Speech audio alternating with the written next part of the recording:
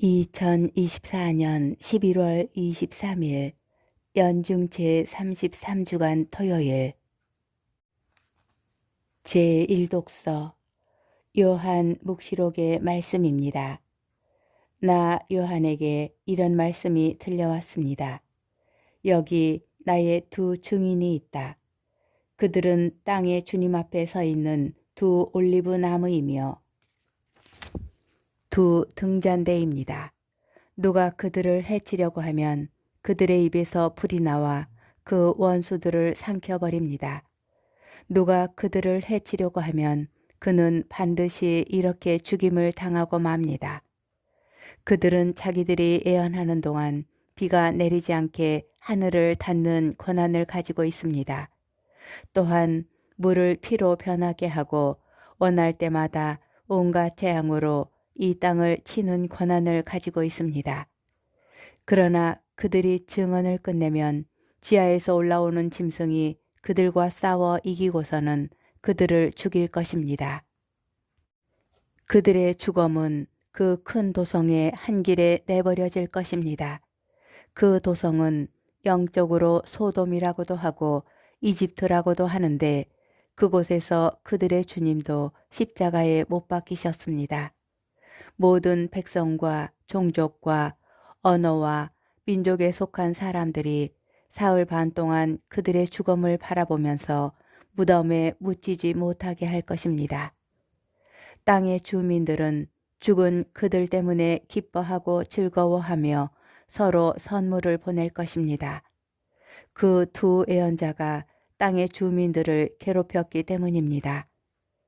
그러나 사흘 반이 지난 뒤에 하느님에게서 생명의 숨이 나와 그들에게 들어가니 그들이 제 발로 일어섰습니다. 그들을 쳐다본 사람들은 큰 두려움에 사로잡혔습니다. 그 두 예언자는 하늘에서부터 이리 올라오너라 하고 외치는 큰 목소리를 들었습니다. 그리하여 그들은 원수들이 쳐다보고 있는 가운데 구름을 타고 하늘로 올라갔습니다. 주님의 말씀입니다. 복음, 루카복음 20장 27절에서 40절의 말씀입니다. 그때에 부활이 없다고 주장하는 사두가이 몇 사람이 예수님께 다가와 물었다.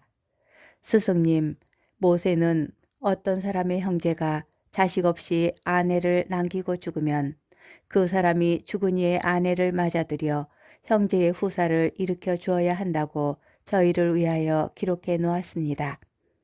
그런데 7 형제가 있었습니다. 마지가 아내를 맞아들였는데 자식 없이 죽었습니다. 그래서 둘째가 그 다음에는 셋째가 그 여자를 맞아들였습니다. 그렇게 7이 모두 자식을 남기지 못하고 죽었습니다. 마침내 그 부인도 죽었습니다. 그러면 부활 때에 그 여자는 그들 가운데 누구의 아내가 되겠습니까? 7이 다 그 여자를 아내로 맞아들였으니 말입니다. 예수님께서 그들에게 이르셨다. 이 세상 사람들은 장가도 들고 시집도 간다. 그러나 저 세상에 참여하고 또 죽은 이들의 부활에 참여할 자격이 있다고 판단받는 이들은 더 이상 장가 드는 일도 시집가는 일도 없을 것이다. 천사들과 같아져서 더 이상 죽는 일도 없다. 그들은 또한 부활에 동참하여 하느님의 자녀가 된다. 그리고 죽은 이들이 되살아난다는 사실은 모세가 떨기나무 대목에서 주님은 아브라함의 하느님, 이삭의 하느님, 야곱의 하느님이라는 말로 이미 밝혀주었다. 그분은 죽은 이들의 하느님이 아니라 산 이들의 하느님이시다. 사실 하느님께는 모든 사람이 살아있는 것이다. 그러자 율법학자 몇 사람이 스승님 잘 말씀하셨습니다 하였다. 사람들은 감히 그분께 더 이상 묻지 못하였다. 주님의 말씀입니다. 오늘의 묵상 제1독서에서는 두 증인에 대해서 이야기합니다. 이 두 증인은 바로 모세와 엘리야를 가리킵니다.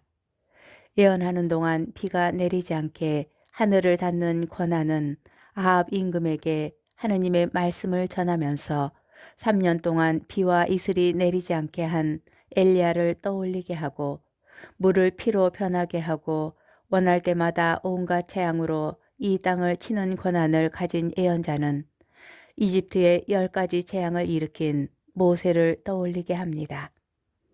이 두 예언자는 주님의 말씀을 세상에 전하며 자신의 사명을 다하였지만 사명을 마친 뒤 지하의 짐승들에게 죽임을 당하고 도성 한길가에 내버려집니다.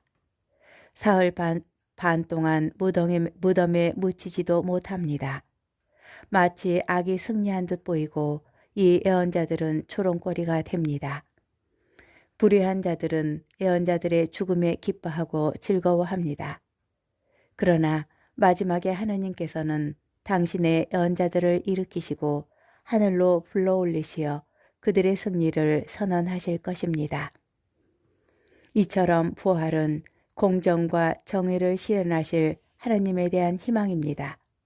부활은 우리 삶의 마지막에 결국 선이 승리하고 악이 심판받으며 모든 것이 질서 잡힐 것이라는 희망입니다. 의인이 고통받고 악인이 승리하는 것처럼 보이는 현실의 부조리와 모순을 해결하실 분은 하나님이십니다. 부활이 없다면 더 나은 세상을 위한 노력은 아무 쓸모가 없을지 모릅니다. 하나님께서 계신과 그분께서 이루실 하나님 나라는 지금의 우리의 노력을 의미 있게 합니다.